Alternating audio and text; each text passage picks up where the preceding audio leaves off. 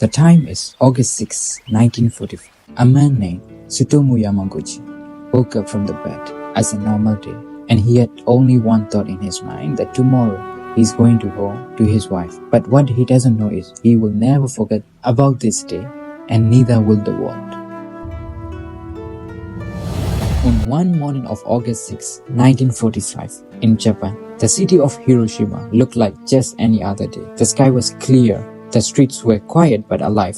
People were going to work, children were walking to school. Nothing felt different. And there was a man named Tsutomu Yamaguchi. He was 29 years old, an engineer. He had been sent to Hiroshima for work. It was supposed to be a short trip, but just a few days. Then he would go back home to Nagasaki to his wife. That morning, he was getting ready to leave the city.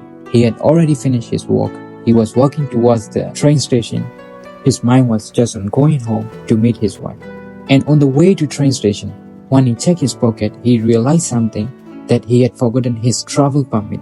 By the way, during that time, people in Japan need travel permit to pass city to city. So he turned around and go back to his room. That small mistake saved his life. And on the way back to his room, when he looked up the sky, he saw a plane appear in the sky. Normally, most people did not even look up. They had seen planes before. There was no warning, no time to think, just a flash. A light so bright, it erased shadows. For a moment, it felt like the sun had exploded. Yamaguchi looked up, and in that instant, the wall disappeared. The blast threw him into the air. The ground shook like it was breaking apart. Buildings collapsed, glass shattered into thousands of pieces. The heat burned through his clothes and his skin. Then everything turned silence, a silence that did not feel peaceful. It felt empty, round. When he opened his eye, nothing looked the same. The city was gone, not damaged, gone. People were screaming, some were running, some were not moving at all. The sky had turned dark. A strange black rain began to fall. Yamaguchi tried to stand. His body was shaking, his ears were ringing. He could not hear clearly. His face and arms were burned, but he was alive. He did not understand how.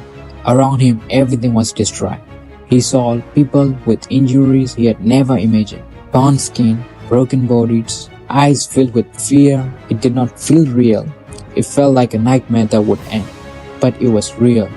He walked through the ruins, step by step, looking for help, looking for anything familiar.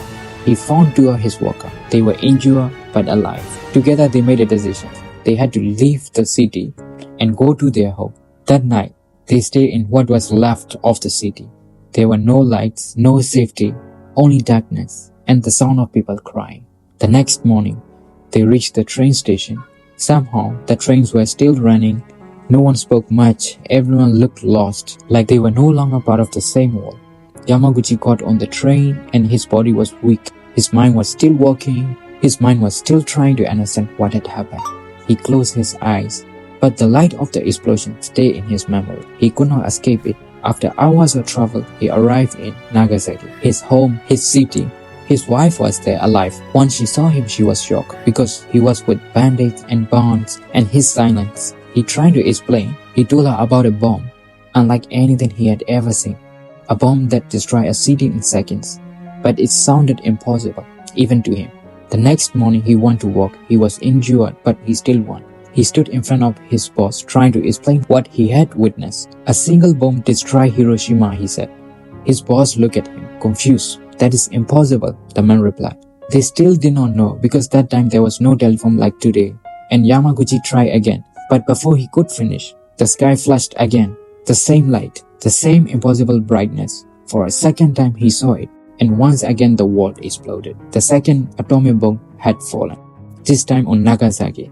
The building shook violently, windows shattered, people fell to the ground. Yamaguchi was thrown down again. His body hit the floor, and his mind went black. It was happening again. The same nightmare, the same destruction. When he opened his eyes, he knew exactly what had just happened. The thing he tried to warn them about had followed him home. Outside, chaos had returned. Fire, smoke, screams. The city he knew was disappearing for the second time. He stood in a broken wall. But this time, his family was there, his wife, his child. So he ran to home, ignoring the fear. He just ran through the burning street, through falling debris and smoke that filled the air. He reached home. Luckily, his family was alive, barely.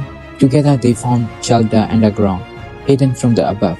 They stay there, waiting, not knowing if the world outside still existed. Hours passed, then silence, not the peaceful kind, but the same empty silence he had felt before. Days later they came out. The city was destroyed, just like Hiroshima. 2 cities, 2 bombs, 1 man. And somehow he had survived both. Years passed, the war ended, but the memories did not. The light, the heat, the silence, they stay with him for the rest of his life. He lived quietly. He did not see himself as special. He did not call himself a hero. He was just a man who experienced something no one ever should. But his story mattered because it shows something important. Survival is not always strength. Sometimes it is chance. And it's about timing and luck. A forgotten paper that saved his life. A step in the wrong direction. A moment that changes everything. Tsutomu Yamaguchi did not choose to become part of the story. History chose him. And through him, we remember what happened, not just the destruction, but the human cost, the lives behind the numbers, the moments that were lost forever. He survived 2 atomic bombs, but survival did not mean everything was okay. It meant he had to live with what he saw and tell the story, so the world would never forget. Leave the comment below, the country you are watching from, and let me know who your greatest legend is.